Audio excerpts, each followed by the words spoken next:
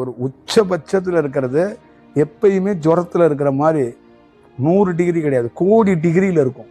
அதுதான் சூரியன், அதுதான் சந்திரன், அதுதான் நட்சத்திரங்கள்லாம். அங்கிருந்து அந்த உஷ்ணத்துலேருந்து ஒரு விலை மதிக்க முடியாத ஒரு காற்று வந்து லீக் ஆகுங்கிறாங்க. இப்படி கேஸ்லேருந்து ஒரு சின்னதாக ஒரு ஹோலை போட்டு விட்டிங்கன்னா அதுலேருந்து ஒன்று லீக் ஆகி வரும்பாங்கல்ல, அந்த மாதிரி ஒரு சிறு காற்று வந்து லீக் ஆகி வரும்பாங்க. அந்த காற்றை ஒரு இயல்பு மனிதன் சுவாசிக்கிறது ரொம்ப கடினங்கிறாங்க. அந்த மாதிரி காற்று ஒருத்தனுக்கு கிடைக்கும்போது அவன் என்ன ஆகுறான் அப்படின்னா, ஞாபக சக்தி மேம்பட்ட நிலைக்கு மாறுறாங்கிற அர்த்தம். அதுதான் அவன் 6 அறிவிலேருந்து 7ஆம் அறிவுக்கு யோசிக்க ஆரம்பிச்சிடுறான்.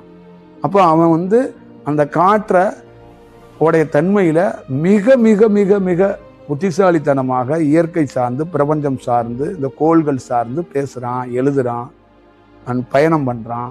அப்போ நிறைய இடங்களில் புது புது வார்த்தைகளை, புது புது சொல்லாடல்களை, நிறைய விஷயங்களை கையாளுறதுக்கு இதுதான் அடிப்படை காரணமாக இருக்குது.